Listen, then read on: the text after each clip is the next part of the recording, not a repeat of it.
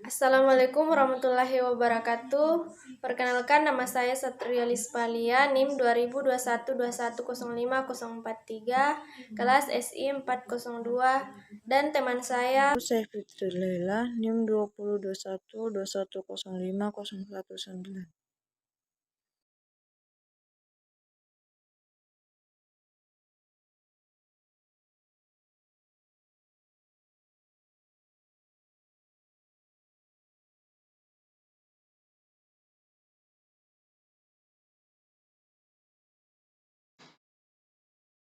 Assalamualaikum warahmatullahi wabarakatuh.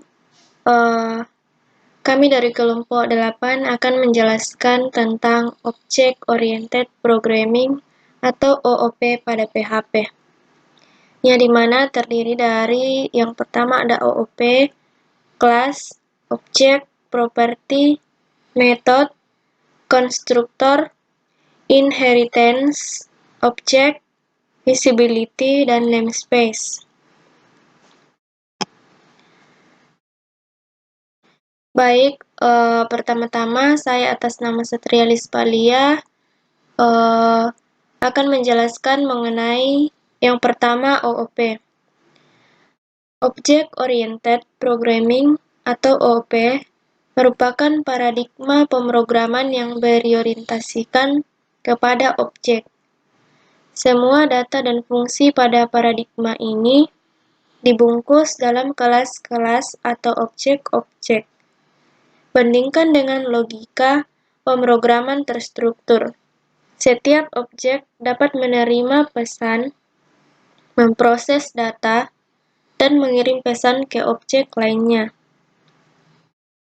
OOP diciptakan untuk mengatasi keterbatasan pada bahasa pemrograman tradisional.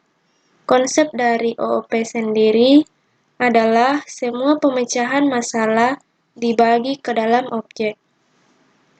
Dalam konsep OOP, data dan fungsi-fungsi yang akan mengoperasikannya digabungkan menjadi satu kesatuan yang dapat disebut dengan objek. Selanjutnya, yang kedua yaitu kelas. Kelas merupakan sebuah kerangka atau struktur yang digunakan untuk membungkus baris kode untuk membuat sebuah instansi sebuah objek. Kelas dapat menyimpan sebuah proses terhadap metode dan properti. Selain itu, di dalam kelas juga dapat melakukan penyimpanan data. Selanjutnya yang ketiga yaitu objek. Sebuah objek adalah kumpulan dari variabel yang fungsi yang dibungkus variabel dan fungsi yang dibungkus menjadi satu entitas.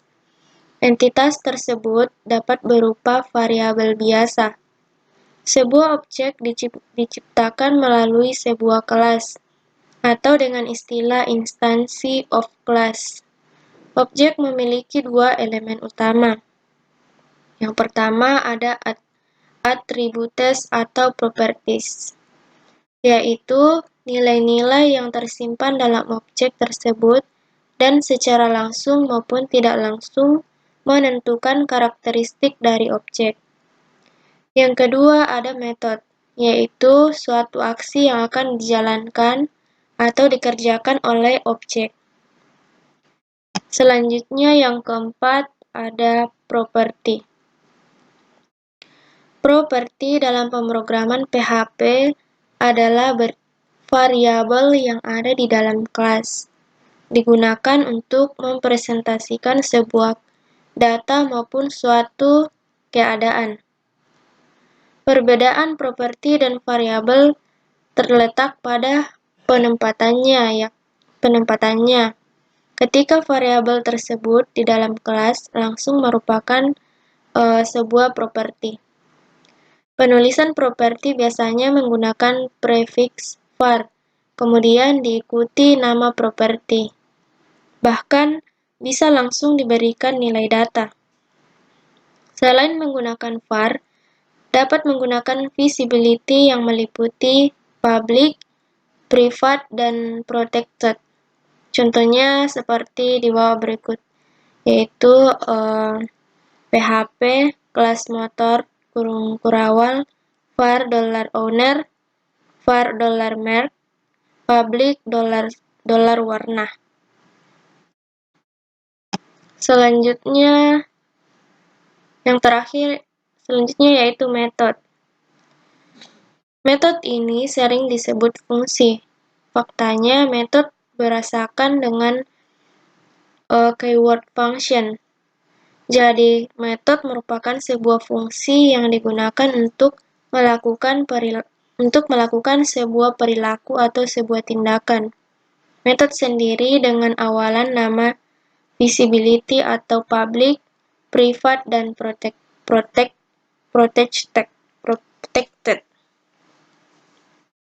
Selanjutnya akan dijelaskan oleh teman saya. Selanjutnya, saya akan melanjutkan penjelasan dari teman saya.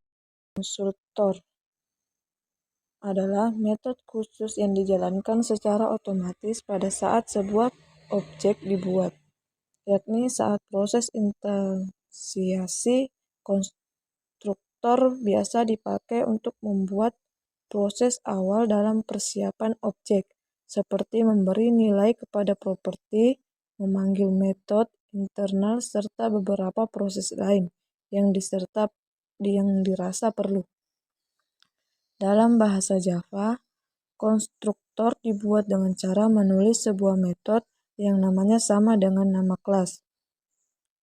Selanjutnya, inheritance adalah proses pewarisan data dan metode dari suatu kelas yang telah ada kepada suatu kelas baru. Kelas yang mewariskan disebutkan dengan superclass, parent class, base class, sedangkan kelas yang mewarisi kelas yang baru disebut dengan subclass.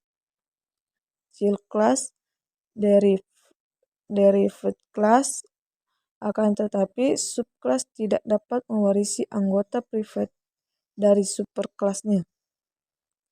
Dengan inheritance, kelas yang baru atau subclass akan mirip dengan kelas yang lama, superclass, namun memiliki karakteristik yang baru. Dalam Java, superclass hanya bisa memiliki satu superclass atau single inheritance, sedangkan superclass bisa memiliki satu subclass atau lebih. Selanjutnya, visibility. Visibility adalah fitur yang ada di OOP yang digunakan mengatur hak akses terhadap properti dan metode dari sebuah kelas. Selanjutnya, autoloading adalah salah satu konsep OOP di dalam pemrograman PHP yang digunakan untuk memanggil file lain secara otomatis. Autoloading ini sebagai pengganti ketika menggunakan perintah keyword, record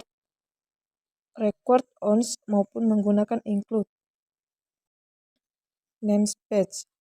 Namespace adalah sebuah fitur yang terdapat pada PHP yang berfungsi untuk menghindari terjadinya sebuah kesalahan atau error ketika kita membuat sebuah nama kelas yang sama, dan namespace juga berfungsi untuk merubah nama kelas yang sama, dan kita dapat merubahnya dengan nama yang berbeda.